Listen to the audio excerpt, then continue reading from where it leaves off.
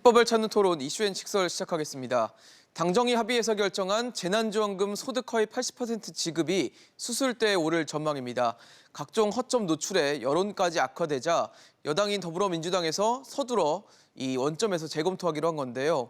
당정이 충분한 검토하지 않고 이 재난지원금을 무리하게 추진한 게 아니냐는 비판을 피하기 어려울 것 같습니다. 그럼 재난지원금 관련 논란 지금부터 짚어보겠습니다.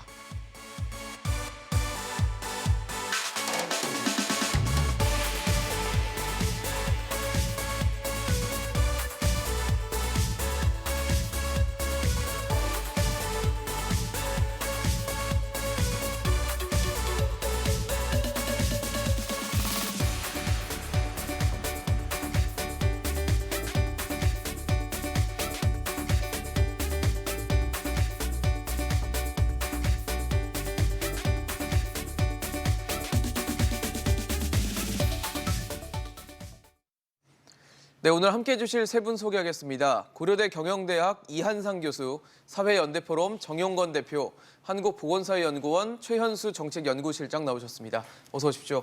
안녕하십니까. 네, 2차 추경 가운데 국민지원금, 그러니까 흔히 알려진 대로 재난지원금의 소득 기준을 놓고 논란이 커지고 있습니다. 현재 당정은 소득 하위 80%로 합의를 한 상황인데 이게 이제 문제가 되면서 민주당이 원점에서 재검토하겠다고 계획을 내놨습니다. 교수님 어떻게 보세요? 좀 원점에서의 재검토, 그러니까 소득 기준을 지금 바꾸는 것까지도 검토를 하겠다는 건데 필요하다고 보십니까? 당연히 필요하다고 생각합니다. 저는 커트라인 수정이 필요하다고 생각하는데 네. 지금과 같이 뭐 80%냐, 90%냐, 100%냐를 논의하는 거는 완전히 말도 안 된다고 생각합니다. 하위 80%라는 게 말이 안 되지 않습니까? 지금 80%에게 25만 원이냐, 100%에게 20만 원이냐가 아니라 네. 50%에게 40만 원이냐, 25%에게 80만 원이냐를 논하고 있어야 정상이라고 생각하고요. 더 국소적으로 집중적으로 해야 된다는 당연하죠. 말씀이시군요. 재난지원금은 목표가 명확해야 됩니다. 2019년 대비 2020년에 위기가 발생했을 때 고정비를 커버하지 못하는 어려움을 겪은 분들에게 도와줘야 되는 건데 어제 어떤 정치인이 그러시더라고요. 부자 100%를 다 줘야 된다. 왜냐하면 세금을 많이 내시는 분도 돌려받는 효용감을 느껴야 앞으로 증세 같은 복지 재원에 더욱더 효과적으로 응대할 것이다라고 말씀하셨는데요. 저는 정반대로 생각합니다. 저도 소득세를 굉장히 많이 내는 사람 중에 하나라고 생각하는데 저는 길거리에 리아카에 폐지를 가득 담고 가는 할머니를 보면 내 세금이 그분한테 직접 다 갈 수 있다면 저는 세금을 더 증세도 좋다고 생각하지만 지금 중위소득의 180%, 즉 네. 가구소득으로 치면 877만 원 받는 분들이 나는 왜 못 받냐라고 하는 거는 이건 완전히 지금 잘못된 거라고 생각합니다. 사실 근데 지금 되고 있는 논란 중에는 왜 소득 하위 80%한테 준다고 했더니 80%와 81%가 뭐가 그렇게 다르냐. 월급이 한 몇만 원밖에 차이가 안 날 텐데. 네. 그러면서 결국 나중에 재난지원금을 받았을 때는 소득 역전까지도 일어날 수 있다라는 게 지금 논란의 핵심이라고 할 수 있을 것 같은데 네, 이게 만약에 40%를 준다면 네네. 거기서 또 41%와 40%의 문제가 생길 수 있지 않습니까? 다음 질문과 연관이 있을 수도 있겠지만 네네. 홍남기 부총리 같은 분은 80%하고 80% 가를 수밖에 없다. 그리고 가르면서 나타나는 문제는 어쩔 수 없다고 생각하는데 그것도 저는 말도 안 된다고 생각합니다. 모든 선형 모형이 있을 수 있습니다. 예를 들면 가장 가난한 2%는 50만 원을 받고 가장 부자인 2만 원은 만 원짜리 도서 상품권 하나라도 받을 수 있는 스킴을 얼마든지 만들어낼 수 있습니다. 공무원들이 왜 일을 안 하고 80에서 81%를 가를 수밖에 없다. 소득 역전이 일어날 수밖에 없다고 하는지 정말 저는 이건 무능 이외에는 더 이상 설명할 수 없다고 생각합니다. 홍남기 부총리가 무능함을 자인한 것이다라는. 아니, 이건 공무원들이 일을 안 하겠다는 말로밖에 들리지 않습니다. 만약에 그게 문제가 된다면요. 그러니까 어떻게 보면은 소득이 낮은 분한테는 더 주고 네. 그 소득이 높은 분한테는 조금 덜 주는 뭐 그런 차등적인 부분도 고려할 수 있다 말씀이시죠? 정책 목표가 명확해야 되는데요. 재난지원금이니까 2019년 대비 재난이 와서 어려움을 겪은 분들에게 정확히 투하하는 게 제일 좋겠죠. 그렇지만 만약 그게 안 된다면 소득과 어느 정도 재난이 같이 가는 거라면 얼마든지 선형 모형을 만들어서 부자도 조금 받고 가난한 사람 많이 도와줄 수 있는 방법이 있습니다. 근데 마치 80, 81 혹은 90, 91에서 끊지 않으면 방법이 없다라고 얘기하는 것은 홍남기 씨가 그냥 자기는 무능하다라는 얘기를 하는 것밖에 안 된다고 생각합니다.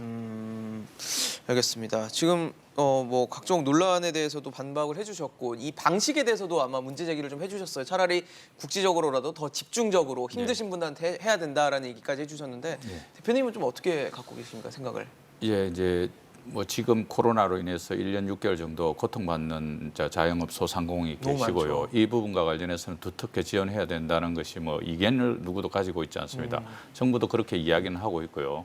근데 이제 이번에 5차 재난지원금은 작년에 1차처럼 전국민 제한지원금이라는 이런 형식으로 지금 당정이 논의를 했습니다. 네네. 그래서 전 국민한테 다 주기로 했는데 기재부가 그러면은 뭐 80%, 효율성의 70% 문제를 를 주장했죠. 처음에는 기재부는 소득의 70% 처음에 50%에서 70%로 이렇게 갔다가 당정 협의해서 80%로 이렇게 됐는데요. 그러고 이제 그 상위 20% 대해서는 어떻게 할 것이냐 이렇게 하면서 캐시백으로 하겠다 이렇게 이야기됐지 않았습니까? 결국 이제 이 목표 자체가 사실은 오늘도 뭐 코로나 확진자가 많아가지고 전국민 재난지원금 그리고 이제 경기 부양을 위한 이 전국민 재난지원금이 지금 좀 무색한 상황으로 가고 있는데도 불구하고 예를 들어서 그 취지가 전국민이면 전국민한테 다 줘야 되고 또 경기를 활성화시키기 위한 측면이 있다 하면은 당연히 소득 상위 계층들도 그 지원금을 받아서 더 쓸 수 있도록 이렇게 만들어 줘야 되는 것이고요.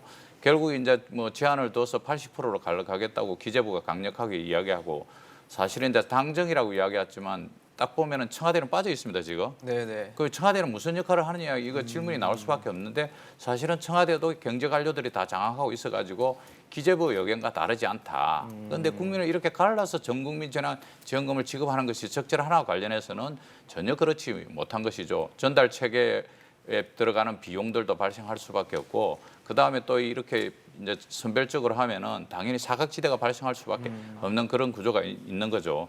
말씀하신 대로 예를 들어서 경계선의 문제도 발생할 수밖에 없는 그런 부분들이 있는 것이고 또 사각지대뿐만 아니고 집행률 자체도 또 떨어질 수밖에 없습니다. 예를 들어서 기초연금 같은 경우에 소득 하위 70% 어르신들한테 이제 지급하고 있는데 그것도 한 뭐 97% 정도밖에 지급이 안 되고 뭐 한 네. 3, 4% 이상은 여전히 집행이 안 되는 이런 구조를 가지고 있는데 한 번 주는 일시적으로 한 번 주는 전국민 지원금을 준다면서 이렇게 국민들을 가르고 갈등을 마르고 이러는데 오늘 오후 2시에 이제 국회에서 논의를 한다는 것입니다. 그래서 민주당의 분위기는 다 줄 수밖에 없지 않나 이렇게 판단들이 있고 뭐 과거 아동수당의 사례를 봐도 90% 줬다 했다가 왜 가르냐 이렇게 해서 결국 100% 네. 지급하듯이 저는 뭐 당연히 뭐 전 국민으로 확대될 수밖에 없는 그런 구조를 가지고 있다고 판단하고 있습니다. 뭐 이유 어쨌든 구조적으로는 어차피 전 국민으로 갈 수밖에 없을 것이다라고 그렇습니다. 얘기를 네. 하고 계시군요. 사실 홍남기 경제부총리의 얘기가 앞서 저희가 화면으로 좀 보여드렸었는데, 그러니까 80%라는 기준을 세웠더니 80%와 81%라는 이 차이가 뭐 정책의 그 문제상 모든 정책에 경계의 문제가 생길 수밖에 없다라면서 이 선거 득표율을 좀 예시로 들었더라고요. 근데 좀 다르지 않나요? 선거 득표율은 정말 말 그대로 표 하나하나를 세서 결정되는 거고 소득 하위라는 건 지금 어떤 걸 기준으로 하느냐에 따라서 그 대상이 좀 달라질 수도 있는 부분인데 네. 최 실장님 보시기에는 좀 어떻게 봐야 될까요, 뭐 이 문제는? 당연히 모든 정책에서 그 선정 기준 전후에 있는 문제는 당연히 생길 수밖에 없는데요. 예. 그렇다고 해서 부총리가 이야기한 것처럼 우리 정책들을 그렇게 그냥 그런 문제를 방치한 상태로 운영하지는 않고 있고 현재도 뭐 기초연금이나 장애인연금이나 여러 가지 정책들은 그 경계선에서의 문제를 해결하기 위해서 제도를 좀 뭐 다양한 형태로 슬라이딩 방식으로 설계를 한다든가 이렇게 해서 운영을 하고 있고요. 더 중요한 거는 사실은 그 경계선에서의 문제뿐만 아니라 네. 지금 그 앞서 두 분께서 말씀해 주신 것처럼 그 80%에서 선별하는 과정, 그 과정에 대해서 건강보험료를 적용하겠다. 그리고 기준 중위 소득에 처음에는 뭐 200% 얘기가 나왔다가 또 180%로 낮춰서 이야기를 하고 그런 과정에서 실제로 이 선별 과정에서의 갈등이라든지 국민들의 불만과 또 특히 건강보험료가 가지고 있는 형평성 문제는 뭐 어떠한 해답을 찾더라도 완전히 그런 논란에서부터 벗어날 수 없기 때문에 지금 상황은 뭐 지난 일주일 열흘 동안 이런 논란을 국민들과 언론이 거친 걸로 충분하고요. 네. 더 이상 소모적인 논쟁을 하지 말고 오늘 오후에 뭐 저라도 지금 의총에 가서 사실 이런 걸 설명을 드리고 싶을 정도인데 당연히 보편 지원하고 그리고 작년과는 좀 다르게 보편 지원 후에 과세 체계를 통해서 선별 환수하는 방식으로 세법 개정을 통해서 제도화하는 게 가장 정확한 방향이라고 생각합니다. 일단은 다 주고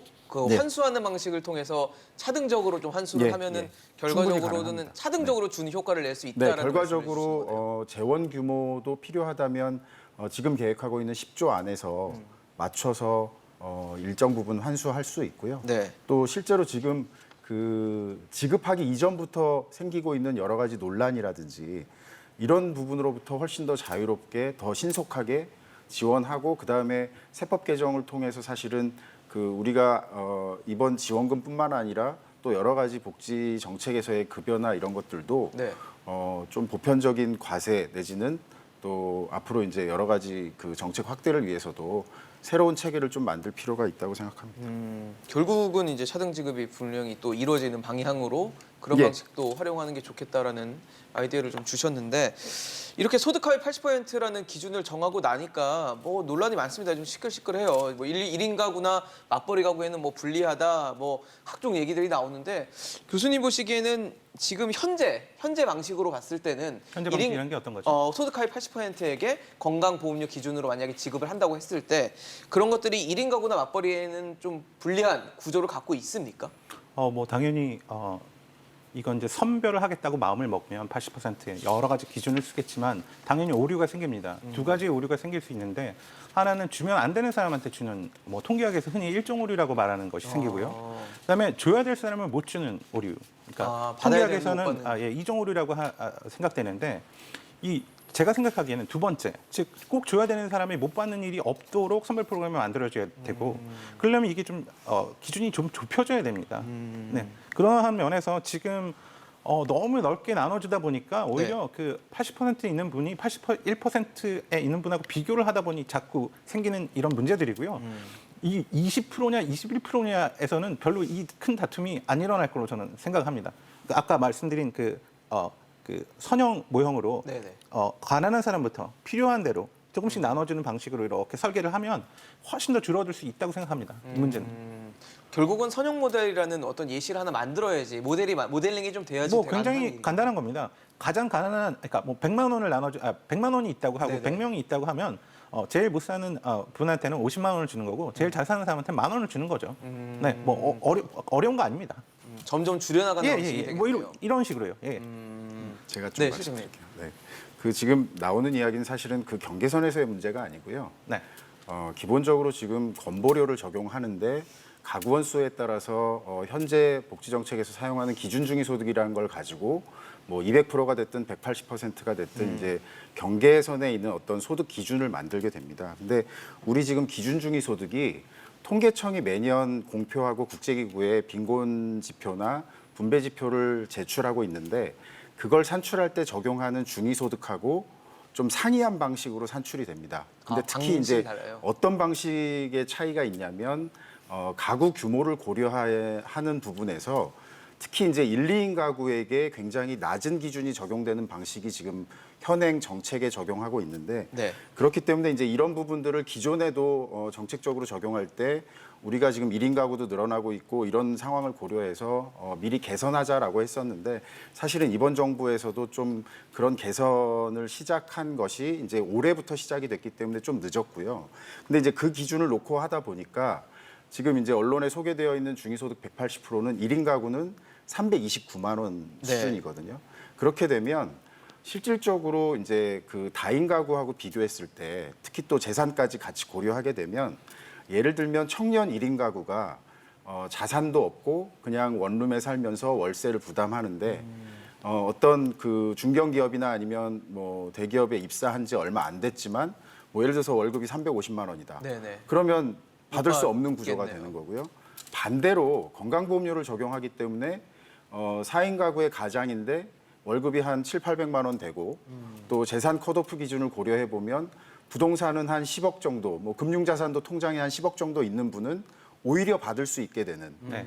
그렇게 되다 보니까 이게 서로 이제 그러면 과연 그 청년 1인 가구가 내가 과연 상위 20%냐 이런 의문을 가질 수밖에 없다는 거죠. 그렇죠. 내 상황은 전혀 그렇지 네, 않은데. 전혀 그렇지 않고요. 이 문제는 결국에는 뭐 아주 선별적으로 줄 거냐 80%를 줄 거냐 이 문제가 아니라 기준 중위 소득과 건강보험료를 적용하는 그 체계에서 오는 문제고 여기에는 어차피 맞벌이 가구도 이야기가 되고 있는데 맞벌이 가구도 마찬가지의 형태로 2인 가구의 기준이 너무 낮기 때문에 그렇게 되는 겁니다. 그래서 이걸 감안하려면 사실은 전 국민에 대해서 건강보험료가 아니라 동일한 어떤 소득 재산을 반영해서 정말 누가 하위 80%에 들어가 있는지를 확인해서 지원하는 게 필요한데 말씀드린 것처럼 이 과정이 그렇게 쉬운 과정이 아니기 때문에 그래서 전 국민에게 우선 보편 지원하고 나중에 환수하는 방식이 훨씬 더 지금의 상황에서는 해법이라고 생각을 합니다. 최 박사님 말씀이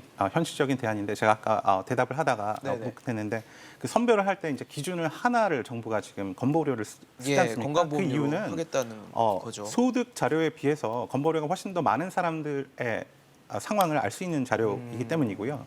지금은 급하기 때문에 최 박사님이 말씀하신 방안이 하나의 구체적인 대안이 될 수 있지만 저는 이렇게 생각해요. 최 박사님이 계신 보사연이나 그 세종시에 똑같이 있는 KIPF나 KDI 박사 100명만 모아놓고 만약에 정부가 우리가 이제 이런 재난 사태가 앞으로 또 올 수도 있으니까 지금 부처 간에 막혀 있는 데이터들을 다 풀어내가지고 박사님들한테 드리고 또 위기 시에는 민간의 소비 데이터, 예를 들면 카드 데이터 같은 것도 우리가 특별한 법을 만들어서 끌어서 드리면 지금 만들기 어렵다고 하셨지만 한 달이면 저는 지금 안보다는 훨씬 더 괜찮은 안을 만들 수 있다고 생각합니다. 그 정도 능력이 되신다는 얘기군요. 당연하죠. 세종시에 있는 박사들 다 모으면 저는 충분히 한 달이면 가능하다고 생각하는데 지금 정부가 의지가 있고 일을 안 한다고 생각합니다.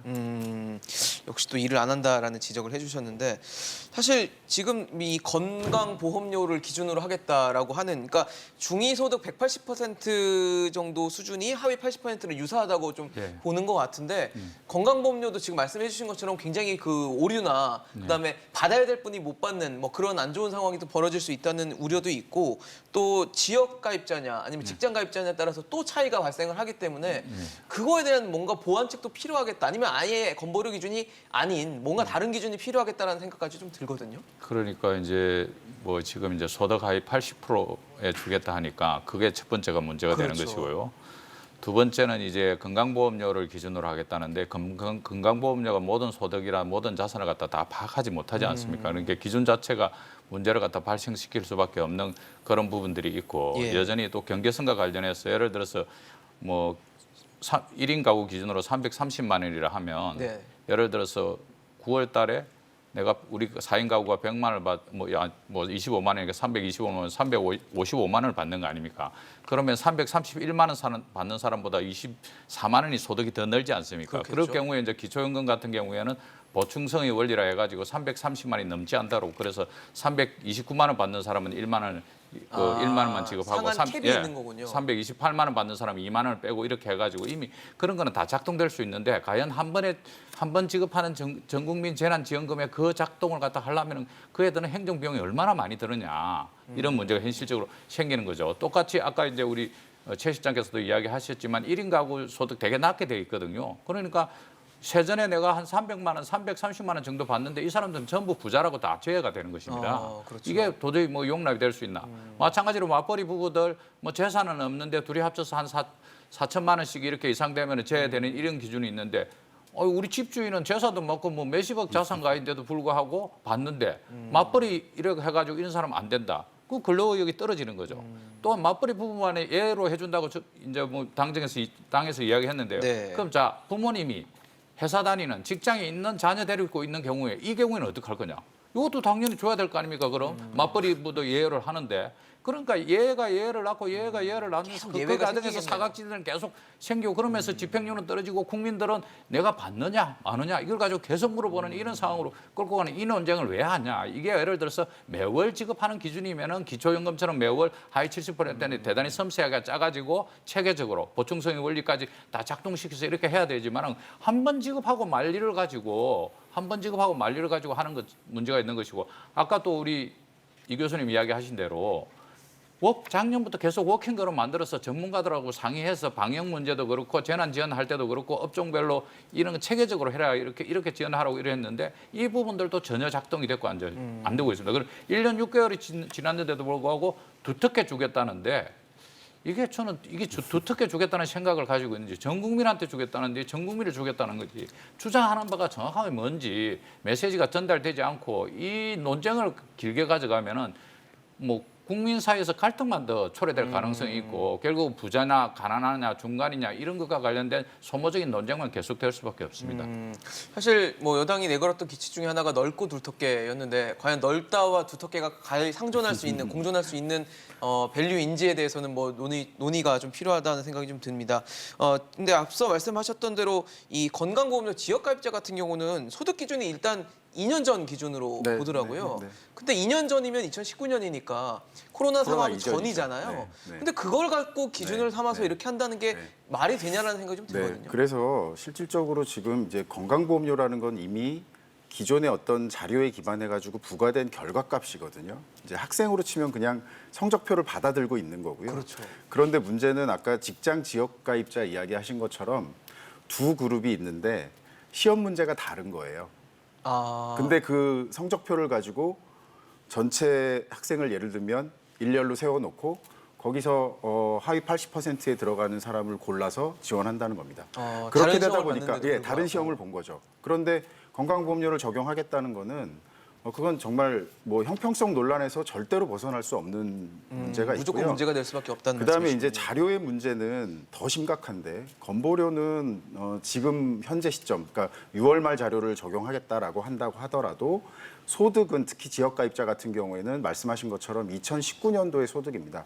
그런데 우리가 이미 지난 5월 달에 2020년 연간 소득에 대한 종합소득 신고를 했고 그렇죠. 또 근로자들은 연말정산이 다 끝났잖아요. 네네.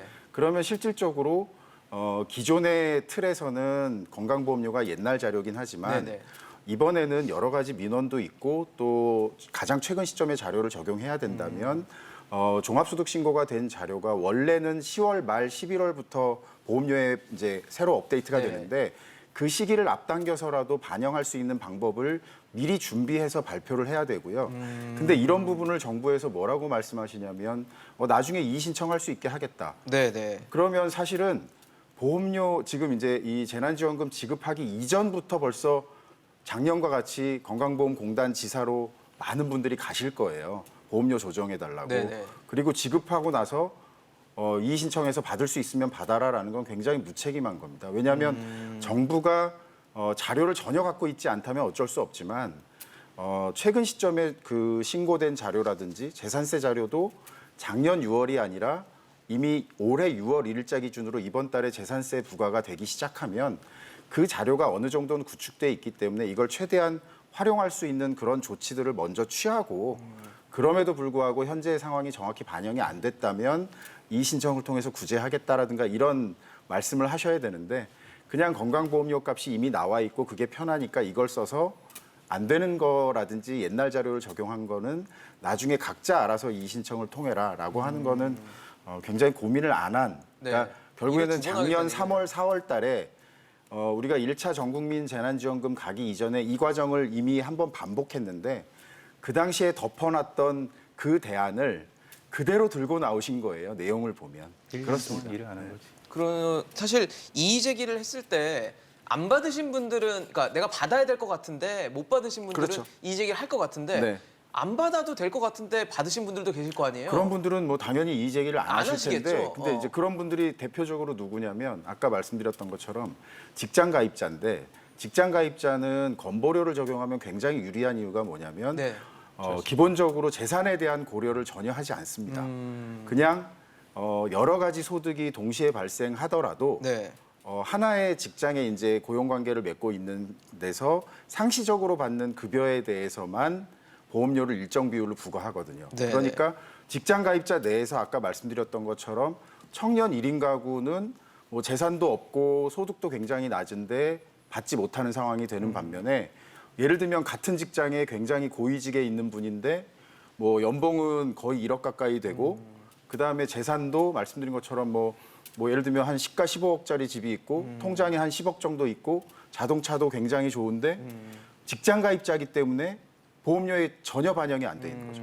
그래서 그런 받을 수 이제 있는 여러 가지 상황이- 문제들이 생기면서 받을 수 있는 분들도 생기고 또 반대로 재산 때문에 못 받는 분은 지역 가입자는 이 직장 가입자 지금 걸러내기 위해서 뭐 과표 9억 원, 뭐 금융소득 2천만 원으로 이제 한다고 하는데 그 문제는 사실은 지역 가입자 입장에서는 또 아주 낮은 재산이 있지만 그것 때문에 못 받는 경우도 생기기 때문에 어쨌든 여러 가지 너무 형평성 관련된 사례가 너무너무 많이 불거질 수밖에 없습니다. 그냥 크게 잘라내서 그냥 덜어내려는 좀 대충대충 하는 게 아닌가라는 앞서 말씀하신 대로 무능을 좀 인정하는 듯한 무능도 무능이지만 지금 아까 최 박사님 말씀하신 대로 지금 들고 나온 정부의 안이라는 거는 1년 전에도 저희가 다 논의를 한 거거든요. 1년 동안 도대체 숙제를 안 하고 무엇을 했다는 것입니까?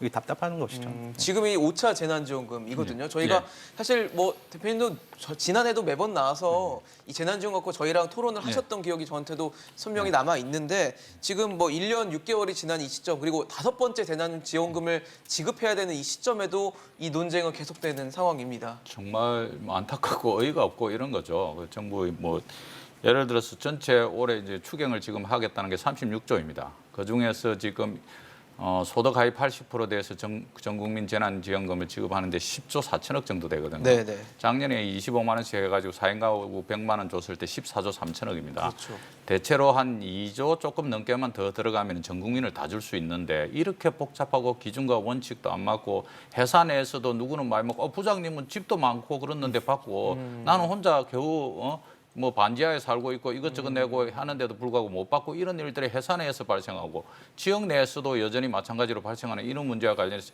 이렇게 끌고 갈 거냐. 재정이 없는 것도 아니고 36조 중에 10조 4천억 들었는데 여기서 2조 정도 더 하면은 해결되는 부분이고 캐시백으로 11조 뭐 천억 정도 이렇게 들어가 있는 이 부분 전환시키고 하면은 다 줄 수 있는 부분이고 국가가 정책을 취할 때 과연 국민들에게 동의를 구하고 주권자인 국민에게 동의를 구하고 이렇게 협조해 주십시오 이렇게 돼야 될 문제인데 이렇게 낱낱이 잘라가지고 가겠다는 게 과연 가능한가? 네. 뭐 기재부 관료들이라든지 국가가 국민을 교육을 하지 않았습니다. IMF 때 대단히 어려울 때 우리 국민 모두들이 금모으기 운동하면서 돌반지 다 네, 나왔고요. 위기를 또 극복했죠. 한편으로 뭐 금목걸이도 나왔고 중산층 가족에서 심지어는 금덩어리도 부자들도 많이 냈습니다. 금덩어리도 냈고 국가 어려울 때 국민들이 나서 가지고 국가를 살리기 위해서 그렇게 나섰는데 지금 전 국민 재난지원금 지급하는데 그걸 편을 갈려 가지고 일시적으로 지급하는 것을 나누고 이런 방식으로 가가지고 과연 국가란 무엇인가 국민들에게 그렇게 나누는 것이 효율적이냐? 두텁게의 반대말이 얇게입니까? 지금 얇게 주는 겁니까? 아니면 얍삽하게? 얍삽하게? 예? 지금 효율적이란 말이 그렇게밖에 안 들리는 거거든요. 과연 이렇게 해가지고 어떤 정책적 신뢰성을 가지고 있을까? 정말 안타깝습니다.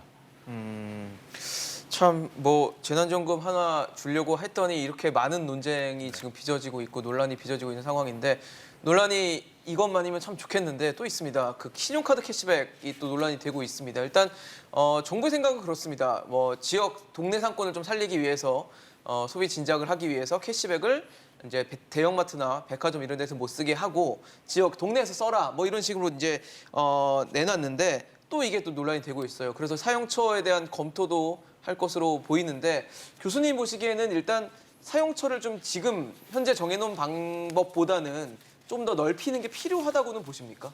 저는 이 지금 사용처 논란 그리고 어떻게 지급할 건가 또 다른 프레임을 잘못 짜놓은 거라고 생각을 합니다. 예를 들면 뭐 현금을 지급할 거냐 아니면 지역에서 지역 유통되는 화폐로. 화폐를 줄 네. 것이냐 캐시백을 줄 것이냐 등등등인데 도대체 이걸 왜 하느냐부터 생각을 해야 됩니다. 이게 재난 지원인 것인지 혹은 누가 말하는 소득 양극화를 해소하는 방식인지 경기 부양을 하겠다는 것인지 심지어는 경제 성장을 한다는 얘기들 말씀을 하시는데요. 전 정치인들이 정부가 또 이 정책 목표가 명확하지 않기 때문에 이런 문제가 생긴다고 생각하고 만약에 이게 재난 지원이라면 전혀 맞지 않는 방식이라고 생각하고요. 만약에 이게 경기 부양을 하겠다 그러면 훨씬 더 좋은 방식이 있습니다. 뭐 이런 논란을 가지지도 않고요. 네, 뭔가요? 지금 이 부가가치세를 한시적으로 5%로 만들면 됩니다. 낮춰주는. 당연히 가격 효과로 인해서 지금 이 카드 캐시백의 문제는 뭐냐면 지난 3달 동안에 쓴 것보다 앞으로 3달 동안 더 많이 쓰면 그 부분에 대해서 일정 일부를 부분 캐시백을 돌려주겠다는 하겠다는데 거죠. 이것은 재난 지원이라는 거하고는 전혀 맞지 않고 굳이 얘기를 하자면 일시적으로 소비를 진작시키겠다는 게 유일한 목표가 될 텐데요. 그걸 위해서 그럼 가장 정부가 이러한 복잡함을 거치지도 않고 여러 가지 문제를 거치지도 않고 할 수 있는 가장 간단한 방법은 부가가치세를 모든 사업자에게 낮춰주는. 5% 낮춰주는 겁니다. 왜 이런 걸 안 하는지 모르겠습니다. 사실 정부는 그런 얘기를 했어요. 지금 소득 하위 80%에게 재난지원금을 주고 그러면 상위 20%는 뭐냐라고 했더니 그 부분은 이제 신용카드 캐시백으로 좀 보완을 하겠다라는 식으로 얘기를 하면서 이 목적이 과연 진짜 어디인가에 대해서도 의문을 그러니까 갖게 하는 지금 부분이었거든요. 정치인들이 본인들이 뭘 하고 계신지 모르는 거예요. 대선을 향해 뛰고 있지 않을까요? 자, 뭐- 실장님은 대표님 네. 어떻게 보십니까?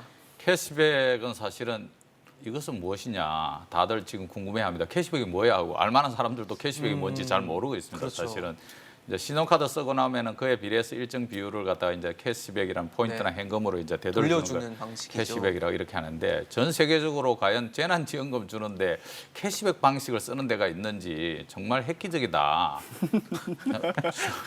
정말 획기적인 발상이다 이렇게 저는 생각하는데 과연 이것이 경기 부양의 효과가 있을 것이냐. 이게 이제 그렇죠. 체리 피크라고 있습니다. 들어보셨죠? 네, 딱이 체리만 딱 좋은 따면- 포인트들 네. 뭐 아니면 예. 이점들만 이제 골라 쓰는 거죠. 케이크에 있는 케이크는 뭐 이렇게 살찌고 여러 가지 있으니까 체리만 딱 따먹는 네. 아주 좋은 것만 따먹게 되는데 이 상품은 가입해놓고 사용은 안 하고 그 포인트나 혜택만, 혜택만 받아가는 네. 이런 게 있는데 지금 이제 이 캐시백으로 하겠다니까 인터넷 카페에 여러 개 생겨가지고 자 이거 어떻게 이 캐시백을 어떻게 활용할 것인가 이런 것들에가 뭐 자전거 사자는 논의부터 해가지고 뭐 다양한 게 인터넷 카페에 올라와 있는 걸 제가 봤고요. 사실은 이제 카드 회사들도 역마진 생긴다 이거 전산 개발하고 이렇게 하면서 네네네. 역마진 생긴다고 이야기하고 이렇게 하고 있습니다. 그런데 국가가 국민들한테 많이 써 그러면 좀 덜 줄게 이거 지금 협상을 박연희를 하는 거 이 방식이 과연 국가가 주권자인 국민한테 이 방식을 쓰는 나라가 있는가 발상도 대단하다. 그다음에 그동안 소위 문재인 정부 들어와서 카드 수수료가 비싸다고 많은 문제 지적이 있었습니다. 네, 그래서 네. 제로페이 서울에서 제로페이를 비롯해서 지역 화폐들이 다 많이 만들어져 있거든요. 네, 네. 현재의 카드의 캐시백에다 이렇게 제한을 많이 갈 것 같으면은 지역 화폐로 해가지고 차라리 목적에 맞게 소상공인이나 자영업자들 도울 수 있는 방식으로 지역 화폐로 가면 될 일이지 왜 여러 사람 이렇게 하는 이 방식으로 가느냐 관련해서도 동의도 안 됩니다. 그래서 진짜 뭐 예를 들어서 카드사는 홍보가 잘 돼서 좋겠지. 사실은 뭐 영만이나 울고는 있지만은도 이거 카드 전 국민이 또 카드를 더 만들게 될 거 아닙니까? 카드사는 좋아지지만 과연 금융을 위해서 재난지원금을 쓰는 건가? 그럼 뭐 그렇게 국가가 발표를 하면 돼요. 뭐 금융산업을 위해서 쓰는 거다고. 그렇게 하지도 않지 않습니까? 소상공인 자영업자 두텁게 지원한다 해놓고는 갑자기 캐시백이 왜 튀어나오는 거야 여기서. 이 방식으로 어디까지 가시려고. 지금 뭐 영역을 넓히니 많이 하고 있으니까 예. 방식 자체에 대한 변화가 있지는 않을 것 같다는 생각이 좀 예, 드는데요. 그러니까 대체로 체리 피크가 작은 것 같이 보여도 유통시장에서는 한 20%라고 신용카드 회사에서는 17% 정도 되라고 이렇게 뭐 대충 보고 있을 정도로 많이 있기 때문에 과연 캐시백을 하더라도 뭐 젊은 사람, 빠른 사람들, 그 뭐 소비자 입장에서는 효율성이니까 그런 분들은 받을 수 있겠지만 그렇지 않은 분들이 캐시백 효과를 얼마나 보겠습니까? 어떻게 보세요, 실장님? 참 이 저는 캐시백이 뭐 이 캐시백 자체는 굉장히 역진적인 정책이고 사실 뭐 이 상위 계층 말고 전분기에 비해서 이렇게 뭐 훨씬 많이 지출할 수 있는 여력을 가진 분들이 얼마나 될지 그래서 쉽진 않죠. 결국에는 뭐 물론 뭐 80% 하위 80%를 염두에 두고 나머지가 주로 가져갈 수 있도록 뭐 했다라고는 하지만 저는 이 방식은 정말 부적절하다고 생각하고요. 이 1.1조를 가지고 차라리 그 소상공인 손실보상이라든지 아니면 아까 하위 80% 지원하는 거에서 좀 더 두텁게 지원할 수 있도록 하는 그런 재원으로 쓰는 게 필요하고요. 네. 그다음에 이 사용처 논쟁도 마찬가지인데 작년에 저희가 전국민 재난지원금 지원했을 때도 이제는 문제가 없겠지 생각했는데 지원하고 나서 5월, 6월 가면서 언론에서 이 사용처 가지고 굉장한 논란들이 있었거든요. 그래서 사실 그런 경험들이라든지 언론에서 문제 제기됐던 부분들을 좀 잘 정리해가지고 아예 미리 이런 사용처에 대해서 좀 불만들이 많이 나오지 않도록 했으면 이 사용처에 대한 논란도 지금 시행하기 전부터 이렇게 시끄럽지 않았을 텐데 네. 그런 준비들도 충분히 되어 있지 않은 것으로 그렇게 생각이 됩니다. 좀 급하다는 생각을 네. 좀 지울 네. 수가 없는데 사실 지금 이제 하반기로 접어든 상황인데 이 정책을 꺼내 들은 거는 6월 달이었거든요. 그러면서 2분기보다 3분기에 더 쓰라고 하니까 이제 바로 3분기를 네. 코앞에 두고 있는 상황에서 이런 정책을 내놓다 보니까 바로 성급하다, 검토가 충분하지 않다라는 지적들이 좀 나오는 것으로 예상이 됩니다. 근데 앞서 말씀을 주신 것처럼 소상공인에 대한 어떤 손실보상 문제는 여전히 지금도 진행형이고 정부는 일단 소급 적용에 대해서는 이제 무산이 된 상황이에요.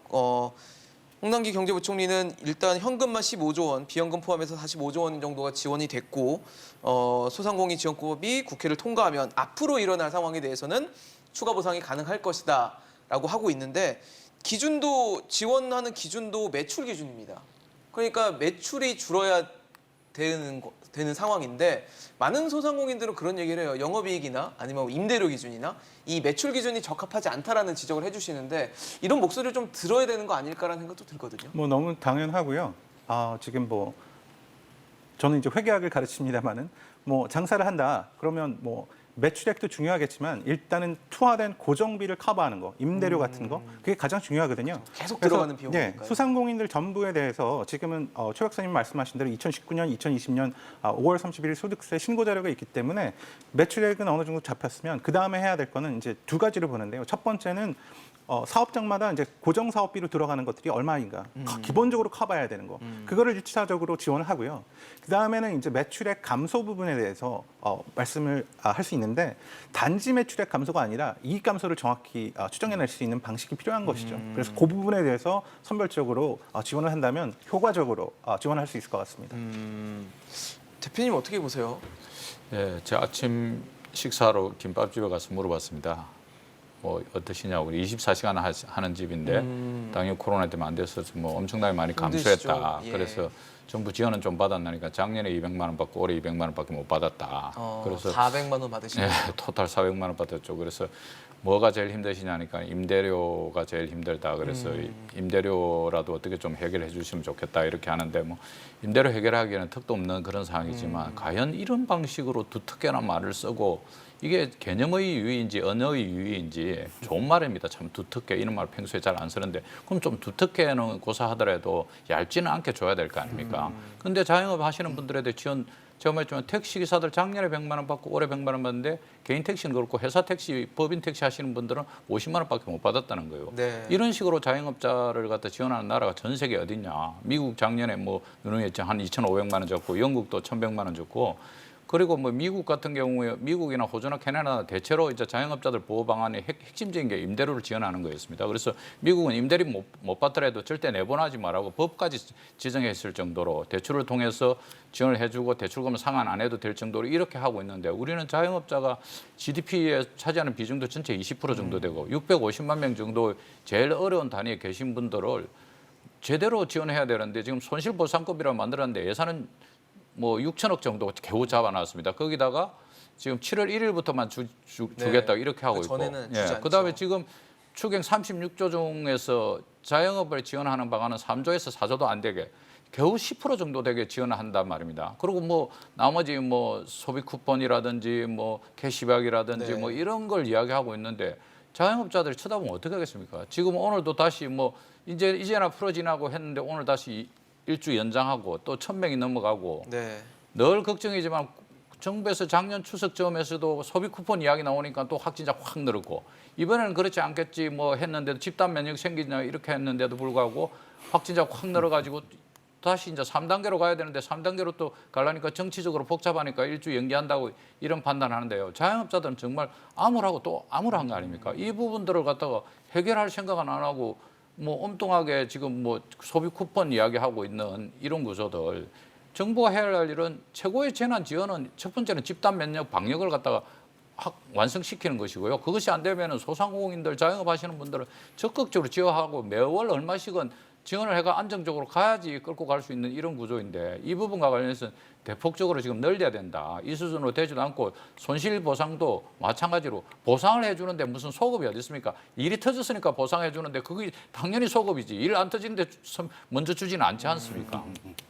사실 지금 저희가 화면에 보여드리고 있지만 소상공인 피해 지원에 한 4조 원 좀 안 되는 돈이 들어가게 돼 있고 전국민 재난지원금에 10조 원 좀 넘는 금액이 들어가는데 그러니까 모두에게 주는 거에 대한 큰 금액이 들어가고 정말 힘들게 지금 어두운 터널을 지나고 계시는 소상공인들에게는 그보다 부족한 금액이 들어가다 보니까 이제 대선용이다, 표심이다, 포퓰리즘이다 이런 얘기가 나올 수밖에 없는 상황인 것 같아요. 네. 근데 뭐 일단은 그 우리가 아까 이제 하위 80% 선별보다는 네. 이제 전 국민 지원해서 신속하게 지원한다는 것도 어떻게 보면 그 그 지역 화폐 방식이라든지 이렇게 지원을 하게 되면 소비가 소상공인들에게 이제 많이 돌아갈 수 있는 부분이라서 사실은 두 가지 효과인 거죠. 그러니까 일단은 손실보상과 소상공인에 대한 직접 지원은 이미 지금 안 좋아진 상태, 회복하지 못하는 상태에 대해서 두텁게 지원을 하겠다고 했던 말 건데. 그대로 손실을 보상하기 위한 그렇죠. 거고. 네, 그리고 이제 그 상태에서 사실은 좀 더 회복될 수 있는 어떤 마중물 역할로서 이 보편적인 지원이 지금 신속하게 필요한 상황인데 한쪽에서는 뭐 하위 80% 지금 걸러내는 것 때문에 논란이 일어나고 그렇죠. 있고 그다음에 소상공인들은 사실 지금 두 번의 상처를 받는 것 같아요. 왜냐하면 연초부터 손실보상하겠다고 이야기하는데 소급 적용 논란 가지고 상반기 다 보내고 결국에는 소급 적용은 안 하는데 네. 이번에 두텁게 지원할 줄 알았는데 지원하는 방식 자체도 오히려 매출이 커야만 더 많이 받고 심지어는 아까 교수님 말씀하신 것처럼 2019년하고 비교해서 2020년의 어떤 변동 상황이라든지 지금의 매출이라든지 이런 걸 반영하는 게 아니라 그냥 단순하게 갑자기 작년에 줄어든 상황의 매출에 비례해서 이번에 소상공인 지원하겠다고 설계된 것 자체가 좀 문제가 좀 많이 있는 그런 상황이라고 볼 수 있습니다. 글쎄요, 종무는 어떤 생각을 갖고 있을까요? 지금 뭐 침체된 상권을 살리기 위해서 지역사랑 상품권, 온누리 상품권 발행을 확대하겠다. 그래서 좀 씀씀이를 지역에서 쓰게 하겠다라는 생각을 갖고 있는데 이게 실제로적으로 효과가 좀 있을까요? 어떻게 보십니까? 당연히 현금 주입하고 똑같은 효과이기 때문에 효과가 없을 수가 없습니다. 없는 게 이상한 거고요. 다만 이제 현금이 낫냐 아니면 그럼 지역 화폐가 낫냐 없는 것보다는 지역 화폐라도 있는 게 낫겠죠. 그렇겠죠. 그리고 네. 제가 생각하기에 작년에 연구가 몇 개 나왔기도 하지만 확실히 소득이 적은 분들이 한계 소비 성향이 높기 때문에 그분들한테 많이 도움이 됐는데 그에 비해서 소득이 높은 분들은 이게 없었으면 썼을 다른 돈의 대체 효과에 불과했었거든요. 그래서 사실은 좀 더 이분들에게 더 혜택을 주려면 아예 그냥 소상공인을 혹은 영업이 어려운 인더스트리를 꺼낸 다음에 정말 한시적으로 뭐 소득세는 감면 못 해드리겠지만 부가가치세라도 감면해드리는 방식으로 파격적으로 지원해야 된다고 역시 생각합니다. 세제가 좀 필요하다는 네. 말씀이시네요. 그리고 아까 그 정 대표님 말씀하셨고 우리 앵커님도 말씀하셨지만 맞벌이 부부가 800만 원을 버는데 자기는 재난지원금 못 받는데 왜 20억 주택을 가진 우리 할머니가 돈을 받느냐라고 지금 다투고 있는 것 자체가 저는 이 소상공인들의 문제를 생각할 때 이 전체 논란이 얼마나 지금 잘못 설계되고 지금 도와줄 분들을 못 도와주고 있는가에 대해서 정말 공감을 하는 바입니다. 지금 무슨 경제를 보면 대기업 혹은 재벌 기업에 근무하시는 분들 그리고 이제 이런 분들은 오히려 더 나아졌습니다. 자산도 작년에 투자를 해가지고 더 많이 벌고 뭐 코인으로도 벌고 했는데 진짜 어려운 분들은 우리나라의 문제는 진짜 장원 문제거든요. 네. 여기에 정말 신경을 안 쓰고 지금 아까 말씀드린 대로 10조 4천억을 하위 80%에 나눠준다고 하면서 자영업자들을 못 도와주고 있는 것은 정말 이게 정책의 우선순위도 잘못돼 있고 지금 논란이 잘못 나가고 있다고 생각합니다. 뭐 누누이 지적을 해주셨지만 정부가 영업하지 마라, 영업 제한해라라고 해서 그거에 따랐을 뿐이거든요. 그래서 결국 소득이 줄었던 상황인데 소급 적용을 하지 않는다는 사실에 아마 자영업자들이 굉장히 힘들고 분노하지 않을까라는 생각이 듭니다. 그렇습니다. 작년 1월 20일 첫 확진자가 나오고 나서 1년 6개월 이상의 시간이 흘렀는데요. 매일 아침에 노란색 옷을 입고 나온 질병본부장이 앞으로 2주가 고비입니다. 앞으로 2주가 고비입니다. 앞으로 2주가 고비입니다. 그걸 한 1년 6개월 들은 거죠. 네. 그런데도 불구하고 여전히 방역은 지금도 해결되지 고비네요. 않고 있고 지금도 고비 속에 있고 당연히 임대료는 뭐 착한 임대료 운동을 했지만 불구하고 임대료 깎아준 사람은 없었다. 거의 현실로 드러나고 있는 이런 구조 속에 빠져 있습니다. 이 상황에서 과연 자영업자를 어떻게 보호할 것인가? 저는 시장에 좀 나가봤으면 좋겠어요. 국회의원들 대선 뭐 준비하고 뭐 청와대나 정부 쪽에서도 뭐 시장이나 현장을 갖다 거기에 방문을 안 하고 이런 구조 속인데 가서 김밥도 좀 사 드시고 또 저녁에 좀 이렇게 과연 진짜 정말 주점들의 손님이 있는지 호프집 사장은 어떻게 하는지 택시도 한번 타보시고 택시 정말 10시 넘어가면 10시 반 넘어가면 손님이 거의 끊긴다는 거 아닙니까? 택시도 한번 타보시고 이렇게 해가지고 정말 어려움을 현실을 인식해야 되는데 지금 정치하시는 분들 정말 뭐 높은 연봉에 좋은 차에 기사 두고 독립운동 하듯이 다니고 계시는데 응? 현장은 지금 쓰러지고 있습니다. 그 선거 때 되면 표 달라고 일시적으로 돈 한 번 다 주고 나면은 또 표 찍어주려고 뭐 선택할 정당이 많지 않아서 국민들이 선택은 어떻게 하는지 모르지만 그런 식으로 해가지고 과연 길게 멀리 갈 수 있는가? 넓게 두텁게 말처럼 좀 현장을 다니면서 하고 제도를 만들어 놓았지 않습니까? 지역을 좀 소상공인 강화하기 위해서는 소상공인들 좀 두텁게 제대로 좀 지원 좀 하고 그리고 좀 지역 핫팩 같은 걸로 해가 지역에서 소비가 좀 일어나 가지고 그래서 좀 자영업자들 얼굴 좀 펼 수 있도록 하고 그래서 올 다가오는 추수로 저음해서는 좀 변화의 시기를 갈 수 있도록 희망의 메시지를 줘야 되는데 돈 조금 주면서 그것까지 계속 갈등을 유발시키고 물어보고 이렇게 하는 것과 관련해서 동의도 안 되고 그럼 전문가들이 그러면 그건 일리가 있다. 학제적으로 이렇게 전문가들도 다 문제가 있다고 이렇게 주장하는데 도대체 어느 나라의 당정이 이렇게 합의를 했는지 이해할 수 없는 부분이 알겠습니다. 너무 많습니다. 지금. 네. 선의가 선행으로만 이어지는 건 아닙니다. 정부의 정책의 의도는 좋았겠지만 지금 시장의 그리고 국민의 반응은 다른 목소리가 들리고 있다는 걸 좀 들어주셨으면 좋겠습니다. 오늘 이한상 교수, 정영권 대표, 최현수 실장과 함께했습니다. 이슈앤직서로 오늘 준비한 소식은 여기까지입니다. 지금까지 시청해주신 여러분 고맙습니다.